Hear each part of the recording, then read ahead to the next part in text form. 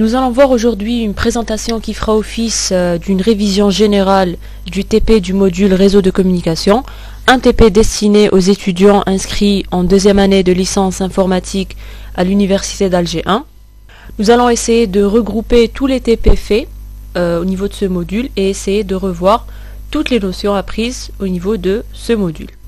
Alors, notre révision générale va consister à revoir les points suivants. Donc on va revoir cette notion de création de réseau physique ou bien d'architecture physique. Donc c'est une étape qui est primordiale pour la configuration d'un réseau. Donc pour configurer un réseau, il faut d'abord le créer. Ensuite, on va s'intéresser à la création du réseau logique, donc tout ce qui est adressage. On va opter pour un sous-adressage statique. Pourquoi? Parce qu'en L2, on se focalise sur un sous-adressage statique uniquement. On ne va pas faire par exemple un sous-adressage dynamique. Donc c'est une notion qui est censée être apprise en master. On s'intéresse ensuite à la configuration et administration des équipements intermédiaires, à savoir les routeurs et commutateurs. On verra ensuite cette notion de réseaux locaux virtuels. Donc on va voir comment créer et configurer des réseaux locaux virtuels ou bien des VLAN. Pourquoi? Parce que au niveau de ce TP, on aborde cette notion-là et on va essayer de faire en sorte de configurer en même temps des équipements, des réseaux locaux physiques et aussi bien des réseaux locaux virtuels. On s'intéressera ensuite à l'adressage des équipements, aussi bien des équipements terminaux qu'intermédiaires, donc les PC et les routeurs. On s'intéressera ensuite à la configuration du routage, donc soit le routage statique ou bien dynamique. Pour dynamique, on va opter pour RIP v2 parce que au niveau du programme, on ne peut pas entamer des protocoles de routage, par exemple à état de lien. Donc ce sont des protocoles à traiter aussi en master. Et on termine par la configuration de protocoles de couche application, donc certains protocoles, à savoir HTTP, DNS, FTP et DHCP. Ce qu'il faut savoir, c'est que toutes ces notions ont déjà été abordées de manière très détaillée au niveau de ma chaîne YouTube. Donc il y a des vidéos consacrées pour chaque point qui est présenté ici. L'objectif de la vidéo, c'est de permettre aux étudiants d'avoir quelque chose d'assez petit en termes de vidéo, donc quelque chose qui leur permettra de réviser de manière assez rapide pour leur examen. Alors, on va bien sûr opter pour le simulateur Packet Tracer. On va travailler avec la toute dernière version, celle qui a été mise à jour le 6 mars 2023. Et donc, c'est aussi la version avec laquelle on a travaillé au niveau des vidéos précédentes. Alors, première étape, on avait dit qu'il faut apprendre à créer un réseau physique. Donc, le réseau physique, c'est l'ensemble des équipements, que ce soit les équipements terminaux ou bien intermédiaires, reliés entre eux par des liaisons, que ce soit des liaisons filaires ou bien sans fil. Donc créer le réseau physique revient à brancher les équipements entre eux via un certain câblage par exemple. Donc ce qu'on avait appris à faire au niveau du simulateur, c'est justement de créer ce genre de réseau. Donc on a ici divers équipements réseau, donc que ce soit des terminaux ou bien des équipements intermédiaires, divers types de câbles aussi. On avait aussi appris à le faire, donc il suffit d'insérer les équipements au niveau de l'espace de travail du simulateur. On a aussi plusieurs versions, plusieurs modèles de routeurs, de commutateurs, etc. Donc au niveau de cette topologie aussi, il faut respecter les noms et numéros des interfaces des routeurs.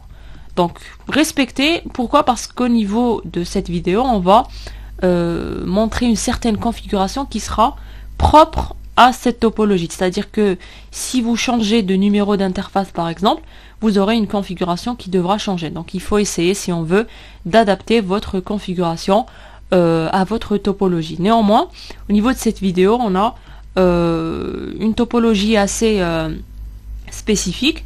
Et pour cette topologie, on va énoncer les différentes commandes qui vont permettre justement de configurer les diverses notions qu'on a vues au niveau du début de la vidéo. Alors, c'est une topologie qu'il faudra réaliser au niveau du simulateur, bien sûr. Elle est constituée de 4 routeurs. Donc, on a opté pour le modèle routeur PT. Donc, c'est un routeur qui contient des interfaces face Ethernet, donc deux interfaces face Ethernet, 2 interfaces série et 2 autres fibres optiques, plus 4 slots vides. Donc, on peut ajouter aussi des interfaces.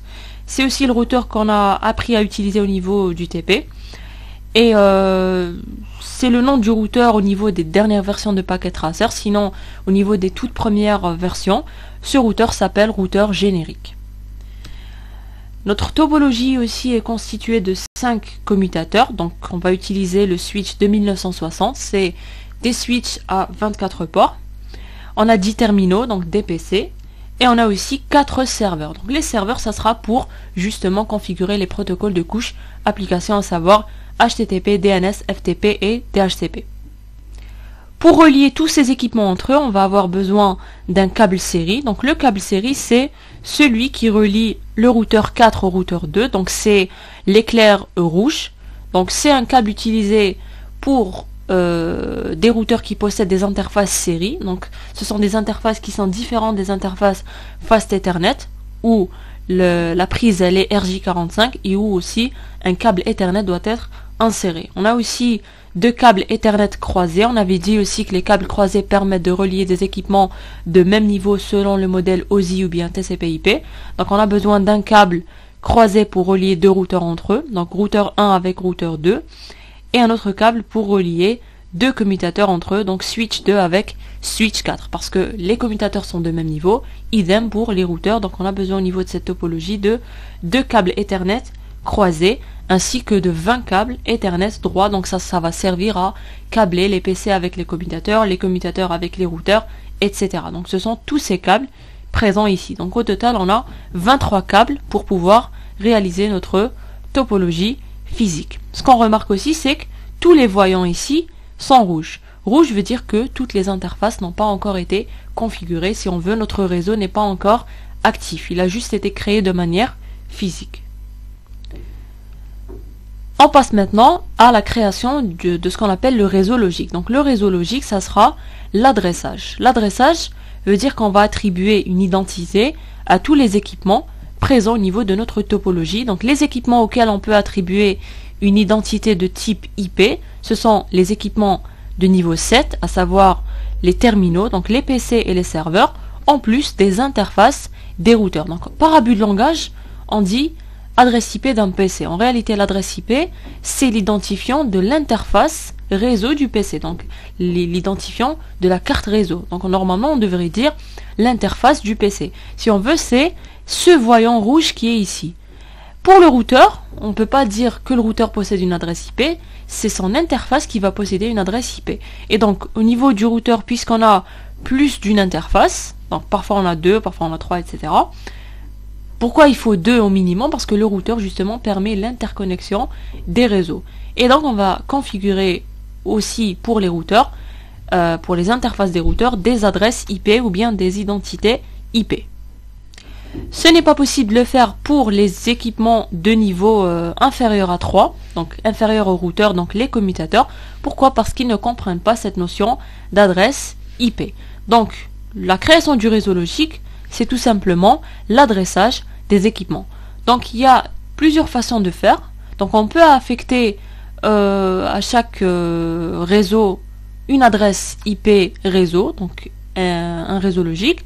Ensuite affecter les adresses quand on va piocher à partir des plages réservées à ces réseaux logiques.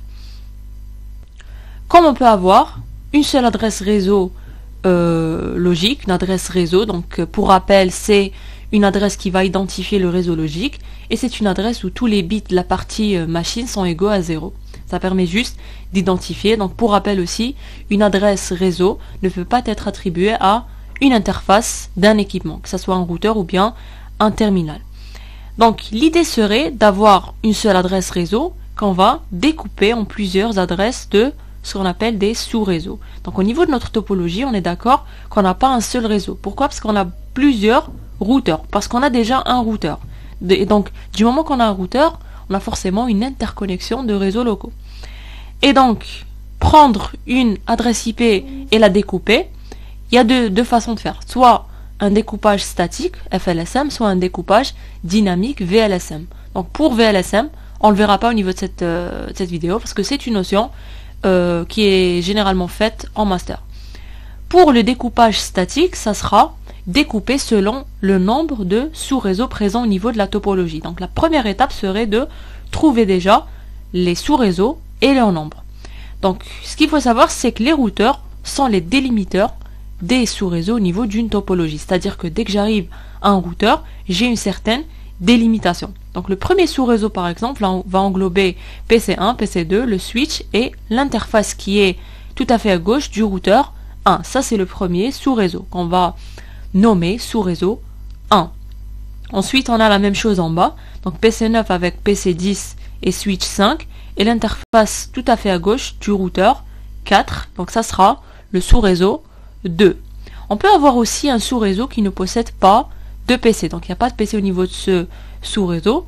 C'est ce qu'on appelle un sous-réseau ou bien un réseau point à point. Donc, ça contient uniquement deux équipements. Et ces deux équipements sont les deux interfaces des deux routeurs.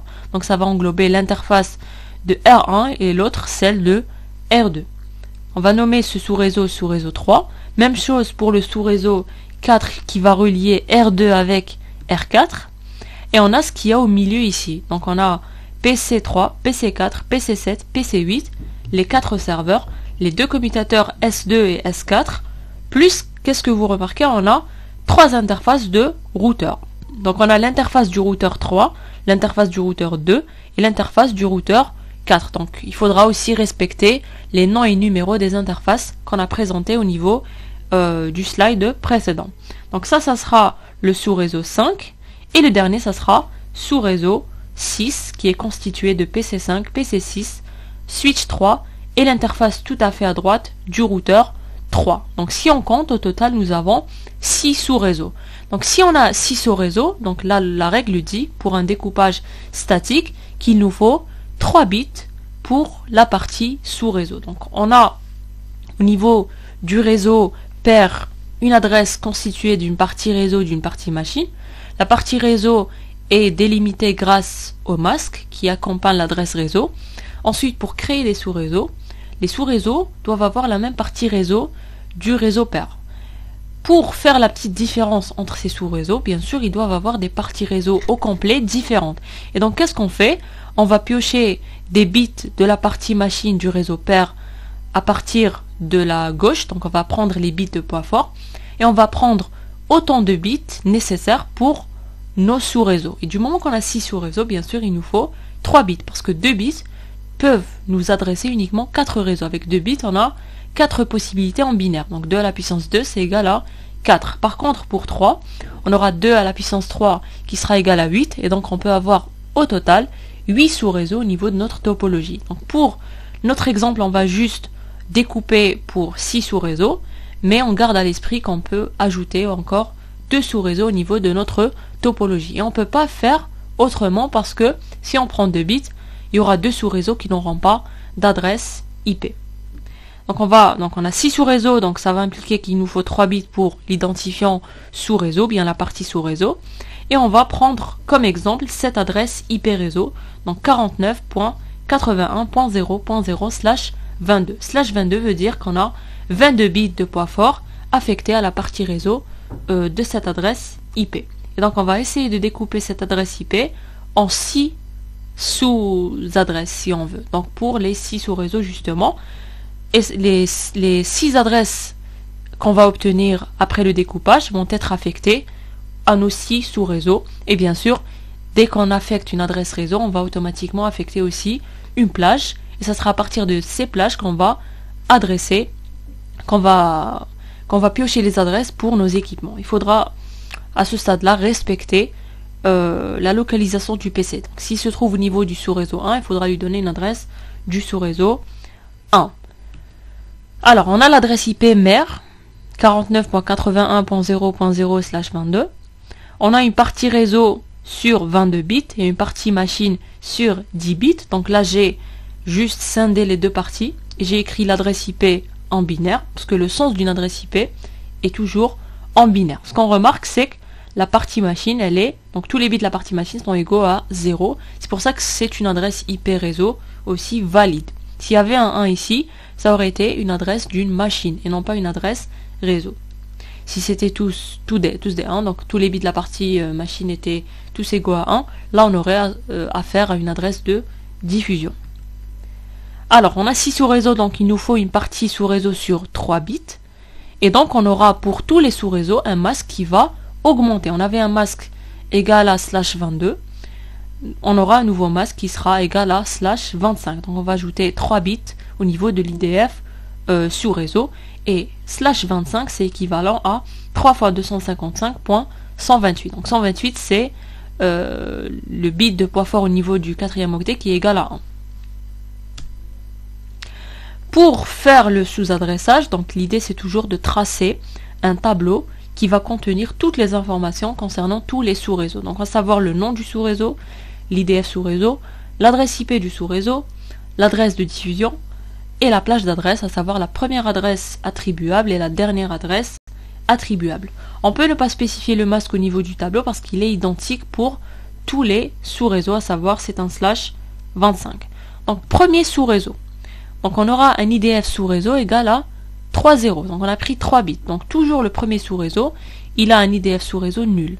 Dans certains ouvrages, on dit que prendre l'IDF sous-réseau nul, le premier, ce n'est pas convenable. Donc comme règle de bonne manière, il faudra toujours commencer par 001 par exemple. Mais ça n'empêche pas que ça soit correct au niveau pratique. C'est-à-dire que si on utilise ce premier sous-réseau, il va se comporter exactement comme un vrai sous-réseau. Pourquoi on interdit ça aussi? Parce que l'adresse obtenue du premier sous-réseau est toujours égale à l'adresse IP mère, celle qu'on doit découper. Ce qu'on remarque ici, c'est toujours égal à 49.81.0.0, parce qu'il n'y a aucun bit qui a changé. Ce qui va changer, c'est le masque. Donc pour le sous-réseau, on va dire que c'est 49.81.0.0/25. Pour l'adresse IP mère, on va dire que c'est 49.81.0.0 mais /22. Déjà, en spécifiant des masques différents, là, on a certainement affaire à des sous-réseaux, tout simplement. Alors, j'ai pris 3 bits après les 22 bits. Donc, j'ai pris le 23e, 24e et 25e bit. Ce qui est bien avec cet exemple, donc pourquoi j'ai choisi spécialement cet exemple, c'est qu'on a un IDF sous-réseau qui est, si on veut, entre l'octet numéro 3 et l'octet numéro 4. Donc il y a certains bits de l'IDF qui appartiennent à l'octet 3, certains appartiennent à l'octet 4. Et donc ce qu'il faut retenir au niveau de cet exemple, c'est qu'il faut faire attention lorsqu'on convertit l'adresse IP en décimale. C'est-à-dire qu'il faut toujours garder à l'esprit une conversion octet par octet. Pour l'adresse de diffusion, là je vais pas mettre D1, je vais pas mettre 10.1, parce que j'ai une partie machine ici sur 10. J'ai maintenant pour mon sous-réseau une partie machine sur 7 bits. Et donc les 3 bits ici, qui font maintenant partie de la partie réseau, ils ne doivent pas changer pour ce sous-réseau. Et donc si on convertit ici en binaire, ça va nous donner 49.81.0.127. Pour la plage d'adresse attribuable, donc pour faire simple, c'est une adresse attribuable, c'est une adresse où la partie machine, où les bits de la partie machine ne sont ni tous égaux à 0, ni tous égaux à 1. Et donc c'est ce qui se trouve entre les deux. Donc la plage d'adresse, ça sera toujours adresse IP réseau plus 1 en binaire. Donc 49.81.0.0 plus 1, ça nous donne 49.81.0.1. Et dernière adresse, ça sera l'adresse de diffusion moins 1. Donc 127 moins 1 ça va nous donner justement 126. Donc on a au total 126 adresses par sous-réseau. On a les mêmes plages, le même nombre d'adresses parce qu'on a bien sûr le même masque. Pour maintenant passer à un prochain sous-réseau, il faut avoir une partie réseau qui est différente. Donc l'idée c'est d'incrémenter l'identifiant sous-réseau. Bien sûr, la partie réseau du réseau pair, il ne faut jamais la changer. On va intervenir au niveau des bits de la partie sous-réseau justement. Donc qu'est-ce qu'on fait? On va incrémenter l'IDF sous-réseau à 1 en binaire. Et on va le remplacer au niveau de l'IDF sous-réseau, au niveau de l'adresse IP pour obtenir justement l'adresse IP du deuxième sous-réseau. Donc si on fait les conversions en décimales, on obtient 128, 0.128, /25. Pour l'adresse de diffusion, donc ce 1 là fait partie de l'identité du deuxième sous-réseau. Ce n'est pas un 1 parce que c'est une adresse de diffusion, mais c'est un 1 qui est présent au niveau de l'IDF. Même chose pour l'adresse réseau, regardez ce 1 ici. Donc si on fait la conversion, ça sera 0.255 et la plage, ça sera 128 plus 1, donc 129 jusqu'à 255 moins 1, donc 254. Même chose, pour le troisième sous-réseau, on incrémente l'identifiant. Donc 001 plus 1 en binaire, ça va nous donner 010. On convertit, on tombe sur un 1.0, on calcule l'adresse de diffusion en mettant des 1 au niveau de la partie machine. On obtient 1.127, 1.1, donc 1.0 plus 1 et 1.127 moins 1, donc 1.126.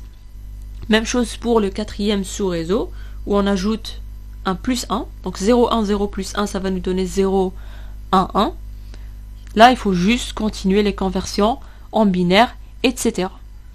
Jusqu'à aller au sixième sous-réseau. On aurait pu aussi ajouter un septième et huitième sous-réseau. Donc le septième aura pour identifiant 110, donc c'est pourquoi? Parce que c'est 101 plus 1. Et le dernier, ça sera 110 plus 1, ça va nous donner 111. Parce que en utilisant 3 bits binaires, on a 8 possibilités. Donc de 3,0 jusqu'à 3,1. Et du moment qu'on a besoin uniquement de 6 sous-réseaux, on va juste mentionner au niveau de notre tableau de sous-adressage les informations concernant nos 6 sous-réseaux. Ce qu'on remarque aussi, donc pour faire en sorte que votre découpage soit correct, petite astuce, c'est de remarquer qu'il y a une certaine contiguïté entre les adresses des sous-réseaux. Donc première adresse, c'est l'adresse du sous-réseau, suivi de la plage, suivi de l'adresse de diffusion. Ensuite, si je fais un plus 1 à l'adresse de diffusion, donc ça me donnera 128, c'est en réalité l'adresse du deuxième sous-réseau, qui sera suivi par la plage du deuxième sous-réseau, donc de 129 jusqu'à 254, suivi de l'adresse de diffusion. 0.255 plus 1 en binaire, ça va nous donner 1.0. Pourquoi? Parce qu'on avait donc des 0, troisième octet 8 0, puis un quatrième octet 8 1. 8 1 plus 1, ça va nous donner 1 bit suivi de 8 0. Et ce bit se trouve, c'est le bit de poids faible du troisième octet, c'est pour ça que c'est égal à 1. Donc 1.0, et c'est l'adresse du troisième sous-réseau, etc. jusqu'à arriver au dernier. Donc regardez ici, 2.127 plus 1 c'est 2.128, 1.255 plus 1 c'est 2.0, etc. Donc normalement, le prochain réseau serait 3.0, parce que c'est 2.255 plus 1. Et cette petite méthode de vérification va nous permettre de savoir si on a bien découpé ou pas. Parce que s'il n'y a pas cette contiguïté, on aura des sous-réseaux qui seraient chevauchés. Et s'il y a un chevauchement, veut dire qu'il n'y a pas une certaine indépendance entre les sous-réseaux. Les sous-réseaux doivent avoir des parties réseau complètes, donc aussi bien la partie réseau de l'adresse mère que la partie sous-réseau, elles doivent être distinctes. La distinction va se faire justement au niveau de l'IDF sous-réseau.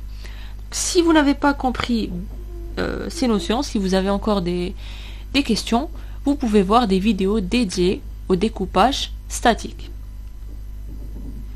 Alors, après avoir découpé notre réseau en 6 sous-réseaux, après l'avoir créé déjà physiquement, puis affecté pour chaque sous-réseau une adresse réseau, là, à ce stade, on a obtenu des plages d'adresses. C'est les plages qui vont nous intéresser. Et à partir de ces plages, on va piocher des adresses pour nos équipements.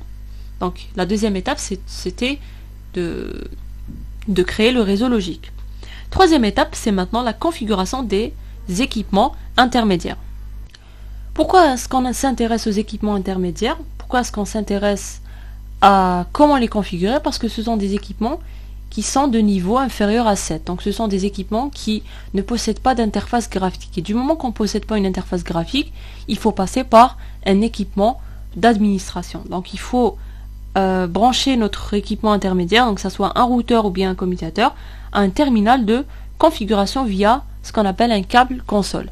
Donc c'est via le câble console qu'on va pouvoir configurer l'équipement intermédiaire, donc routeur ou bien commutateur, et justement appliquer toutes les notions apprises en TP, à savoir par exemple la configuration du routage, des VLAN, etc.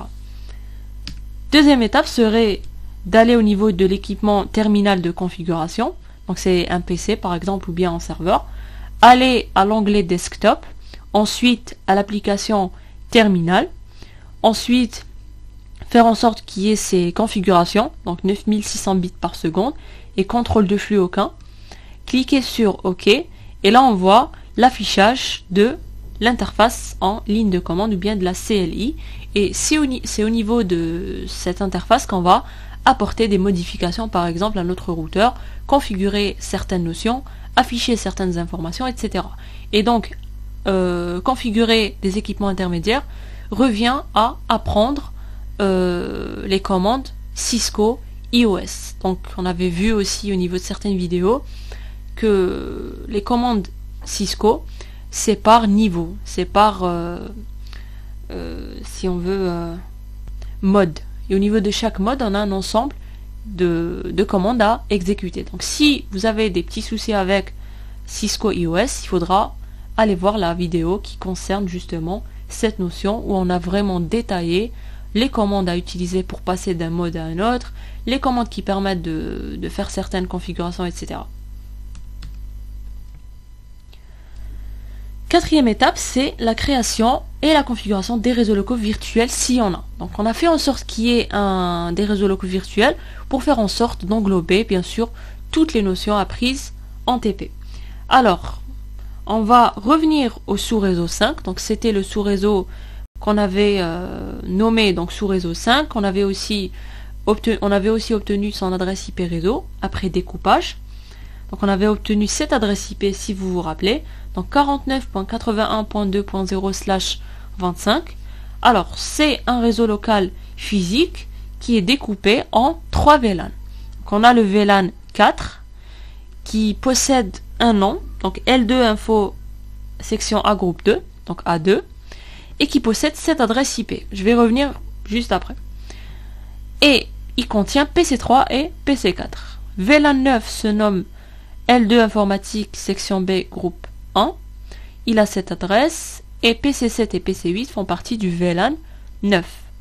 Et VLAN 6, donc il a pour nom L2 informatique section B groupe 2, cette adresse IP.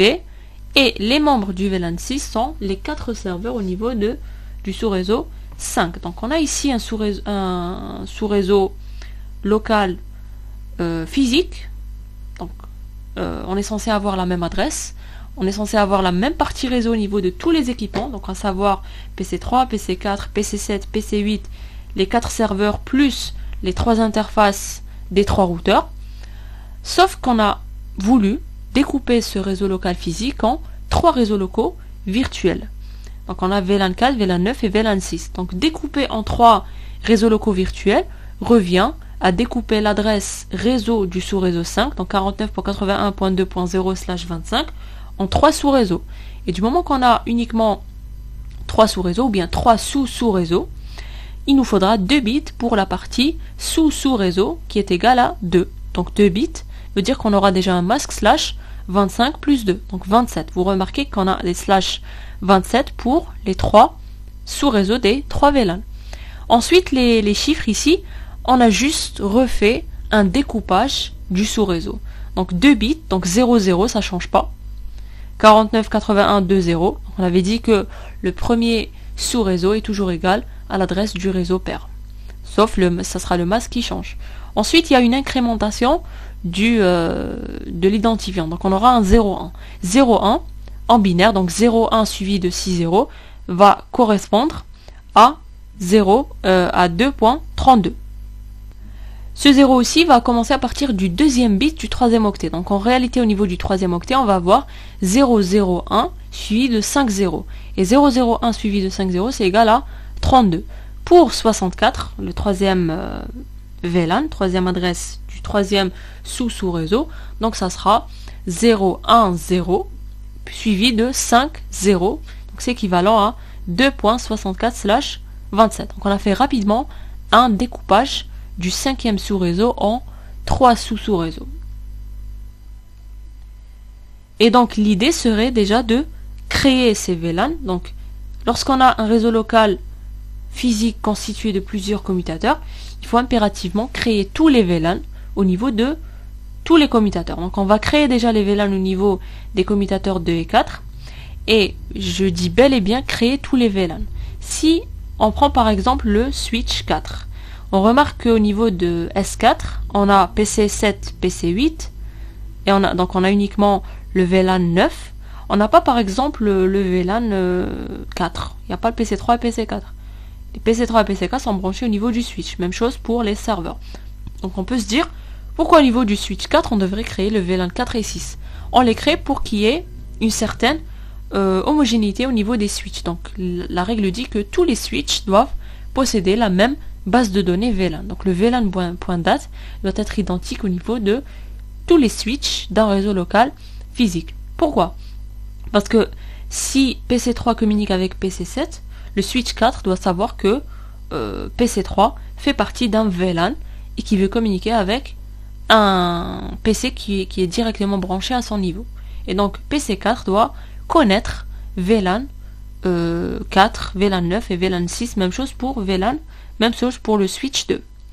Donc là, on va présenter rapidement les commandes qui permettent la création des VLAN. Donc au niveau de S2, il faut se positionner en mode de configuration du terminal, donc enable configure terminal. Ensuite, taper la commande du style VLAN suivi de ID, VLAN 4, VLAN 9, VLAN 6. Dès qu'on tape VLAN 4 ou bien VLAN 9 ou bien VLAN 6, on va entrer en mode de configuration de VLAN. Et là, on va spécifier le nom du VLAN. Donc name suivi de la chaîne de caractères du nom. On ne peut pas avoir une phrase, ou bien des blancs. Il faut avoir un mot ou bien une chaîne de caractères qui ne contient pas de blanc. Ensuite, on fait un exit pour sortir du mode de configuration de VLAN 4 pour justement basculer vers la configuration du VLAN 9. Et donc, taper VLAN 9 revient à créer le VLAN 9, ensuite spécifier son nom. On répète les mêmes commandes au niveau du commutateur 4. Donc VLAN 4, le nom, VLAN 9, le nom, VLAN 6, le nom. Deuxième étape, c'est configurer les interfaces des commutateurs 2 et 4.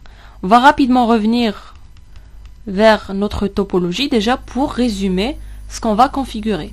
Donc pour rappel, les interfaces du commutateur doivent être configurées soit en mode accès, soit en mode agrégé. Mode accès, c'est pour une interface qui va appartenir à un VLAN. Donc ça sera pour les interfaces reliées à des PC. Pour le mode agrégé, ça sera les interfaces entre par exemple deux switches ou bien entre un switch et un routeur, sachant que ce routeur va faire la fonction de routage inter-VLAN. Donc on va supposer que par exemple, ça sera le routeur 4 qui fera le routage inter-VLAN. Donc on est au niveau de S4. Donc qu'est-ce qu'on va faire? On va configurer en mode agrégé l'interface 0/9. On va configurer en mode agrégé l'interface 0/5 parce qu'elle est reliée à notre commutateur. On va configurer l'interface 0/6 en mode accès. Maintenant, on va spécifier le VLAN. Ça sera le VLAN 9 parce que PC7 est membre du VLAN 9. Pour l'interface 0/3, ça sera aussi une interface configurée en mode accès pour VLAN 9. Donc PC7 et PC8 appartiennent au même VLAN. Donc on a au total deux interfaces en mode accès, deux interfaces en mode agrégé. On passe au switch 2. Qu'est-ce qu'on a? Donc PC3 et PC4 en mode accès pour VLAN 4. Voilà.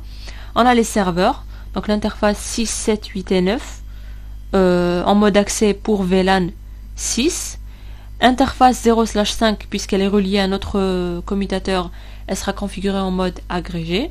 Maintenant, le petit problème qu'on peut rencontrer, c'est l'interface, c'est concernant l'interface 0/3 et 0/4. Donc les deux interfaces qui vont vers deux routeurs. Deux routeurs qui ne vont pas jouer le rôle de routage inter-VLAN. Donc là, on peut se poser la question. Quelle serait l'adresse qu'on pourrait attribuer aux interfaces des deux routeurs?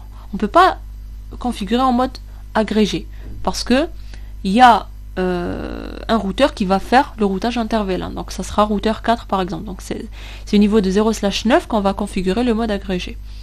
Pour les deux interfaces, donc 3 et 4 au niveau de S2, donc la solution serait de configurer ces deux ports en mode accès au choix.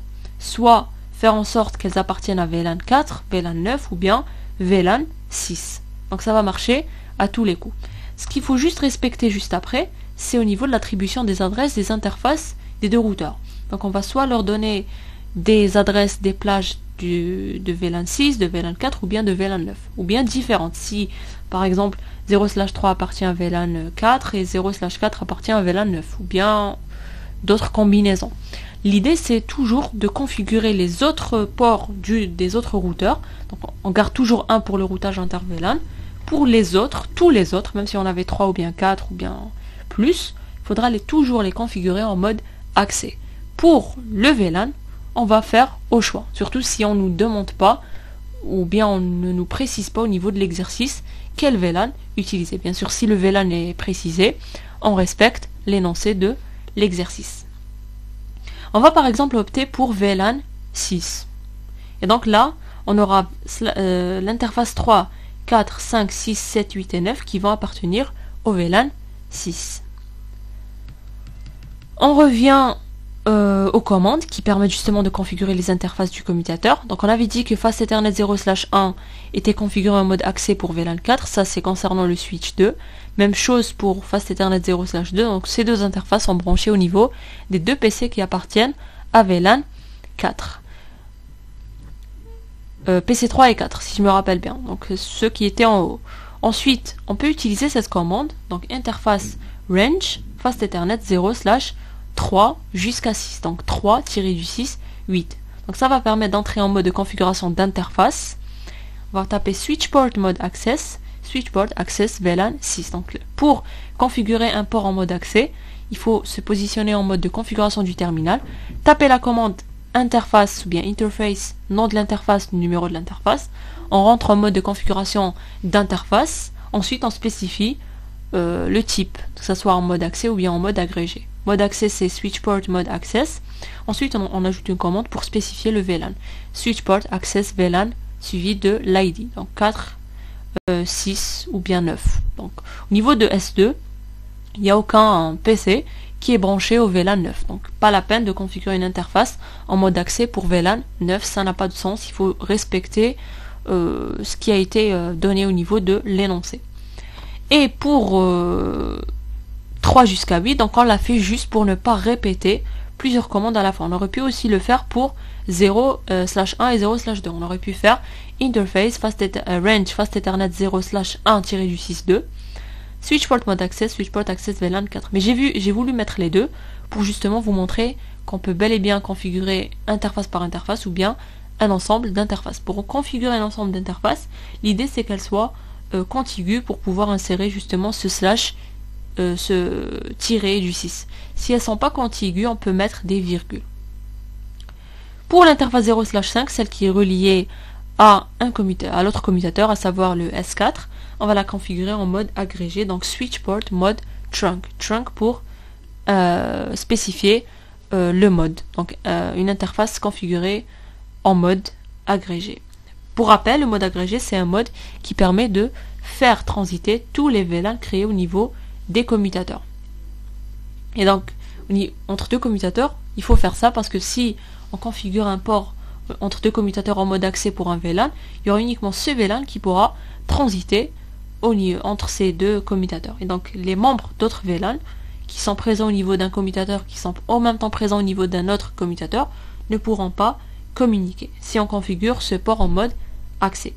Donc l'idée c'est de le configurer en mode agrégé, donc switch port mode trunk. On fera la même chose pour le switch 4. Donc là on a l'interface 0/3 configurée en mode accès pour VLAN 3, ainsi que l'interface 0/6, donc ça sera pour les PC si je me rappelle bien 7 et 8. Ensuite on a l'interface 0/5 en mode agrégé, c'est celle qui est reliée au switch 2. Et enfin l'interface 0/9 configurée aussi en mode agrégé, et c'est l'interface qui est reliée au routeur 4 qui va servir au routage inter-VLAN. Et on termine la configuration des VLAN en général par la configuration du routage inter-VLAN. Donc c'est des commandes à insérer au niveau du routeur qui est censé faire le routage inter-VLAN. Donc la première étape c'est d'allumer l'interface physique reliée au commutateur. Donc c'est l'interface 1/0 de R4 qu'on va allumer via la commande no shutdown. Ensuite, on va configurer ce qu'on appelle les sous-interfaces. Donc les sous-interfaces, ce sont des interfaces logiques. On va créer autant d'interfaces logiques que de VLAN. Et l'idée serait que ces sous-interfaces soient, ou bien fassent office de passerelle pour les différents VLAN. Donc il y a la commande interface Fast Ethernet 1/0, donc c'est toujours le même nom, l'interface physique, .1, point quelque chose pour dire que c'est une sous-interface, .2, .3, .4, etc. En tapant cette commande, on va entrer en mode de configuration de sous-interface, donc config sub if. Ensuite, on va taper la commande encapsulation .mq suivi de l'ID du VLAN pour dire que c'est la sous-interface concernant le VLAN 4, et ensuite on va lui attribuer une adresse. Tout dépend l'adresse affectée au VLAN 4. Donc c'est les adresses réseau qu'on a obtenues lors du découpage du sous-réseau 5 en 3 sous-réseaux. Avec un masque remarqué ici, un slash 27. Donc 3 fois 255.224. Là on ne fait pas un no shutdown parce que l'interface physique a été allumée. On répète la même chose pour l'interface qui fera office de passerelle pour le VLAN 9 et pour le VLAN 6. Donc l'interface, la sous-interface .2 et .3, et on n'oublie pas d'affecter des adresses propres aux plages obtenues lors du deuxième découpage du sous-réseau 5. Et si on fait ça, on aura une communication inter-VLAN et intra-VLAN faisable. On aura une connectivité totale entre les différents VLAN. Cinquième étape, c'est l'adressage des équipements. Il y a l'adressage des terminaux et il y a l'adressage des équipements intermédiaires. Pour les PC plus les serveurs, du moment que ce sont des équipements de niveau 7, ils possèdent une interface graphique via laquelle on va pouvoir saisir des adresses IP. On aura des formulaires, donc adresse IP, masque, adresse de passerelle par défaut, adresse de DNS, etc. Donc pour PC1 et PC2, on va leur affecter les plages obtenues lors du découpage statique, la plage obtenue pour le sous-réseau 1. Donc 0.1/25, 0.2/25, et on remarque qu'ils auront la même gateway, ou bien la passerelle. Et l'adresse de la gateway, c'est une adresse aussi qui fait partie de la plage obtenue pour le sous-réseau 1, et ça sera l'adresse qu'il faudra attribuer à l'interface à l'extrême gauche de routeur 1. Pour PC 9 et 10, donc ça sera des adresses présentes au niveau de la plage du sous-réseau 2. Ils auront aussi la même passerelle, qui sera celle-là, l'extrême gauche de R4. Même principe pour PC 3 et 4. On va piocher des adresses de la plage du sous-réseau 6.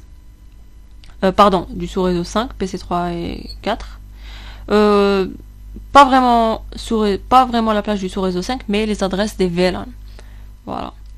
Même chose pour PC 7 et PC 8, donc un différent VLAN que les PC 3 et 4, et même chose pour les serveurs qui font partie du VLAN 6. Et on remarque que les passerelles ici, c'est les mêmes configurées au niveau de R4 lors du découpage en sous-interface ou bien la configuration du routage inter-VLAN.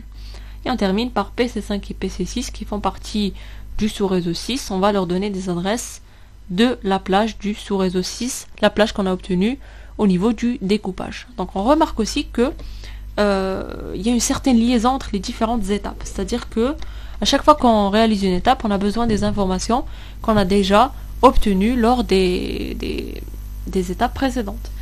Et ce qu'on remarque aussi au niveau de ce TP, c'est qu'il n'est pas bien structuré. Il n'est pas structuré d'une manière continue. Si vous remarquez, vous avez premier TP, c'est bon, se familiariser avec le simulateur.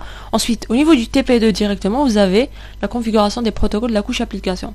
Donc, pour pouvoir scinder toutes les notions et pour pouvoir aussi voir l'intérêt de chaque notion, il est préférable de comprendre ces notions étape par étape. Et donc, juste après l'adressage des équipements terminaux, donc PC et serveur c'est la même chose, donc c'est le même principe, via une interface graphique, il faut adresser les équipements intermédiaires, donc les routeurs uniquement. Donc on avait dit que les switches ne comprennent pas la notion d'adresse IP. En réalité, on va donner des adresses IP aux différentes interfaces des 4 routeurs. Donc pour le routeur 1, on va lui donner 2 adresses qu'on va piocher à partir des plages des sous-réseaux 1 et 3. Donc 0/0 fait partie du sous-réseau 1, 1/0 fait partie du sous-réseau 3. Point 126, si vous vous rappelez, c'était la gateway des PC. Même chose pour R2, Fast Ethernet 0/0. On va piocher une adresse du sous-réseau 2. Fast Ethernet 1/0, on va piocher une adresse du sous-réseau 5. Et Fast Ethernet... routeur 2, c'est celui-là. Donc 0/0, c'est le sous-réseau 5. En réalité, c'est le VLAN 6. On avait dit que c'était un port configuré en mode accès au niveau du switch 2. Vous remarquez aussi que c'est un /27, donc c'est bel et bien l'adresse du VLAN, du sous-réseau du sous-réseau 5. 1/0, c'est une adresse du sous-réseau 3. SE2/0, c'est une adresse du sous-réseau 4. Même chose pour R3 et R4. Au niveau de R4, pour 1/0, qui est celle-là, on va pas lui donner une adresse IP parce que c'est l'adresse c'est l'interface qui a été découpée en plusieurs sous-interfaces. Physiquement parlant, on l'a juste allumée. Et donc, c'est une adresse à laquelle on ne va pas affecter une adresse IP, mais on va affecter des adresses à ces sous-interfaces, chose qui a déjà été fait lors de la configuration du routage inter-VLAN. Donc, pour configurer les interfaces d'un routeur, c'est simple. Il suffit de se positionner en mode de configuration du terminal, donc config, ensuite taper la commande interface, nom de l'interface, numéro de l'interface, donc fast Ethernet, série, numéro 0/0, 1/0, etc. Ensuite on rentre en mode de configuration d'interface où on tape la commande IP adresse, suivi de l'adresse IP, suivi du masque en décimal, et suivi de la commande no shutdown pour justement allumer l'interface. Pour série, c'est exactement la même chose, sauf qu'il faut spécifier le nom de l'interface qui est serial 2/0. On fait la même chose pour routeur 3 et 4. Et donc, si on fait tout ça, on aura tous les voyants qui seront verts au niveau de la topologie. Donc, tout a été configuré, tout a été allumé. Donc, tous les équipements à ce stade ont une identité IP. Et c'est juste à ce stade qu'on va pouvoir configurer encore des notions un peu plus avancées. Donc, toujours, lorsqu'on a un réseau, il faut d'abord faire en sorte que physiquement il soit correct, donc tous les câblages nécessaires, etc. Ensuite, il faudra adresser les équipements. Donc il faut avoir déjà une configuration qui est fonctionnelle. Et au niveau de cette topologie, au niveau de ce réseau, on va pouvoir configurer des choses pour par exemple, réaliser certains objectifs. Donc à ce stade-là, on aura une communication intra-sous-réseau qui sera possible. Donc PC1 pourra pinguer PC2, PC9 pourra pinguer PC10, PC7 pourra pinguer PC8, PC3, PC4 et les serveurs, parce qu'il y a un routage inter-VLAN, et PC5 pourra pinguer PC6. Le problème sera au niveau, par exemple, de entre PC1 et PC9.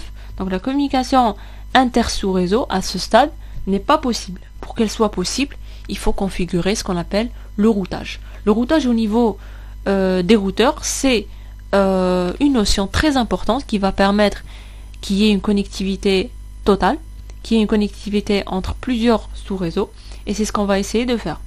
Au niveau de ce module, de ce TP en L2, on apprend deux types de routage. On apprend le routage statique et le routage dynamique. Donc si vous voulez encore vous approfondir là-dessus, il y a des vidéos dédiées pour le routage statique, pour le routage dynamique, pour les différents protocoles de routage dynamique, etc. On commence par le routage statique. Donc le routage statique, comme son nom l'indique, c'est un routage qui est manuel et statique, il ne change pas. C'est un routage qui est fait par l'administrateur du réseau de manière statique. Et donc, l'idée, c'est que chaque routeur, sans configuration de routage, connaît uniquement les réseaux qui lui sont directement connectés. Donc R1 connaît le sous-réseau 1 et 3 uniquement. Et donc, pour qu'il y ait une connectivité totale, il faut qu'il connaisse les autres sous-réseaux. Et donc, il faudra ajouter 4 routes statiques. Donc, 4 routes pour les sous-réseaux 2, 4, 5 et 6. Même principe pour le routeur 2. Routeur 2 connaît les sous-réseaux 3, 4 et 5. Il faut lui ajouter 3 routes vers les sous-réseaux 1, 2 et 6. Routeur 3 connaît les sous-réseaux 5 et 6. Il faudra ajouter 4 routes pour les sous-réseaux 1, 2, 3 et 4.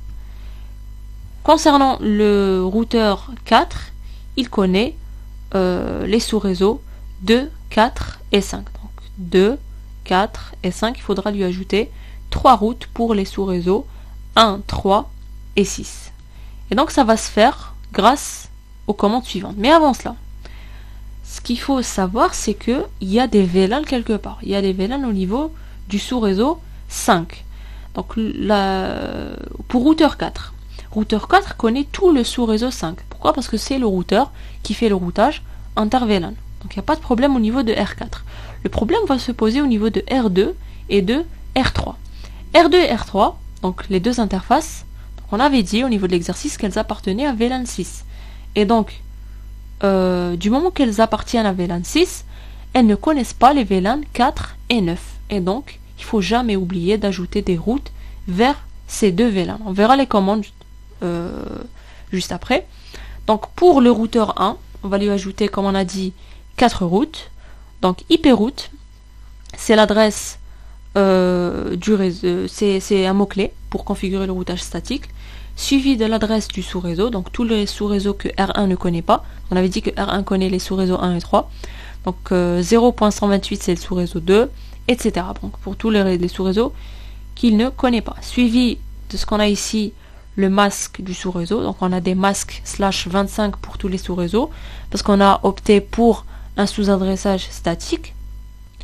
Le troisième argument au niveau de IP route, c'est l'adresse IP de l'interface du routeur voisin, donc 1.2. Si on revient en arrière, donc 1.2, c'est l'adresse de l'interface Fast Ethernet 1/0 de R2.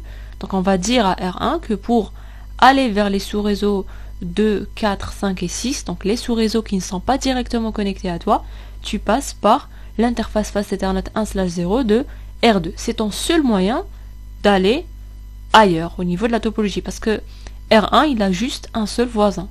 Pour des routeurs qui ont plusieurs voisins, R3 par exemple il a R4, R2 il a R1, R4, etc. Donc ils ont plusieurs interfaces, donc plusieurs voisins. Donc là, l'adresse IP de l'interface du routeur voisin va différer selon le sous-réseau. Donc trouvez toujours le meilleur chemin. Et trouvez aussi un chemin logique, sinon on aura un routage qui sera erroné. Regardez pour R2, il y a les routeurs voisins qui changent. 1.1, 1.30, 130, 2.93. Il faut bien sûr annoncer les VLAN qui ne sont pas directement connectés à R2, parce que l'interface qui relie R2 au switch est configurée en mode accès pour VLAN 6. Donc R2 pour R2, VLAN 6 est un réseau qui est directement connecté. VLAN 4 et VLAN 9 ne sont pas des réseaux qui sont directement connectés, donc il doit pouvoir les joindre. On va les annoncer de la même manière. Donc IP route, adresse du VLAN, masque du VLAN, regardez ça change, et adresse IP de l'interface du routeur voisin, à savoir le R4, donc la passerelle.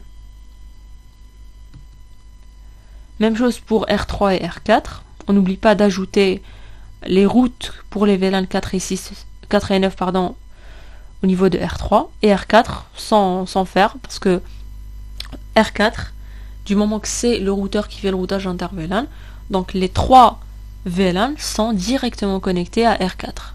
Pour R3 et R2, c'est pas le cas. Et on a juste décidé que ces deux routeurs appartiennent à VLAN 6, les deux interfaces. On aurait pu faire en sorte que l'interface de R2 appartienne à VLAN 6, l'autre appartienne à VLAN 9, ou bien 4, etc. Et donc là, on va annoncer les réseaux qui sont, les deux autres réseaux qui manquent, ceux qui ne sont pas directement connectés. Il y a sinon une autre manière de configurer le routage. Donc ce qu'on remarque, c'est que cette méthode, elle est un peu contraignante. Il faudra faire attention au chemin, il faudra pas oublier certains VLAN, il faudra mentionner plusieurs IP routes. On a vu qu'on a mentionné beaucoup d'IP routes. Et donc, c'est pour ça que il y a aussi une autre manière de configurer le routage de manière dynamique. Donc on va l'appeler routage dynamique. C'est un routage qui fait appel à des protocoles de routage dynamique. Donc il y a beaucoup de protocoles, on va rentrer dans les détails. Le seul protocole qui a été fait au niveau de ce TP, c'est le protocole RIP version 2.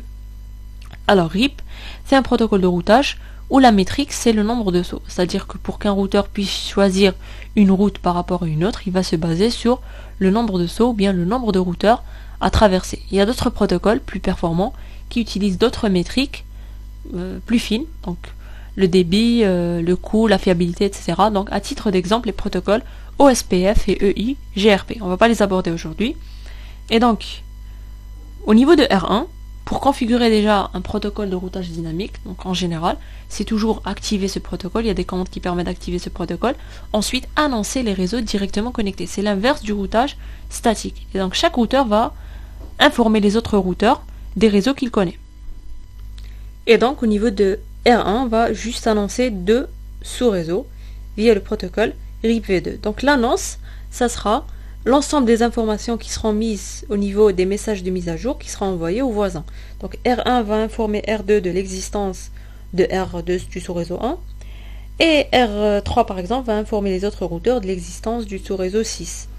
R4 va informer les autres sous-réseaux de l'existence du sous-réseau 2, etc. jusqu'à ce que toutes les tables de routage au niveau de tous les routeurs soient complètes et qu'il y ait une certaine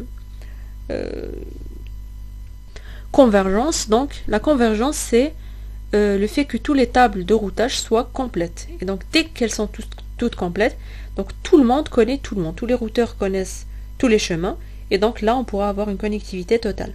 Pour R2, on va annoncer les sous-réseaux 3, 4 et 5, parce que ce sont les sous-réseaux directement connectés à R2. Donc il faudra annoncer 3 sous-réseaux via RIP v2. Concernant R3, 2 sous-réseaux, 5 et 6. Et R4, on va annoncer les sous-réseaux 2, 3, 4 et 5, donc l'annonce de 3 sous-réseaux via le protocole RIP v2. Donc pour R1, du moment qu'on va annoncer le sous-réseau 1 et 3, on va se positionner en mode de configuration du terminal. On va taper la commande routeur RIP pour activer le protocole RIP. On va taper V2, version 2, pour spécifier la version. Savoir qu'il y a deux versions de RIP. Il y a la version 1 qui utilise la notion de classe et la version 2 qui utilise la notion de sous-adressage ou bien de CIDR, VLSM, etc. On va aussi rentrer dans les détails pour ne pas vous encombrer. Mais sinon, si vous voulez avoir plus d'informations, vous pouvez voir la vidéo dédiée au protocole de routage, donc RIP v1 versus RIP v2. Ensuite, on rentre en mode de configuration. Donc, dès qu'on tape routeur RIP déjà, on va entrer en mode de configuration de routage. Donc, router config, on spécifie la version et on annonce les deux réseaux via la commande network adresse IP. On ne spécifie pas le masque. Même chose pour R2, R3 et R4. Et donc, si on fait tout ça, donc aussi bien la configuration des équipements terminaux et aussi bien la configuration du routage, qu'il soit statique ou bien dynamique, donc c'est au choix, on aura une communication intra-réseau qui sera possible et maintenant aussi une communication inter-réseau qui sera possible. Donc PC1 pourra pinguer tous les autres PC et c'est la même chose pour les autres PC. Donc tout le monde pourra communiquer avec tout le monde et là on a une topologie qui est fonctionnelle.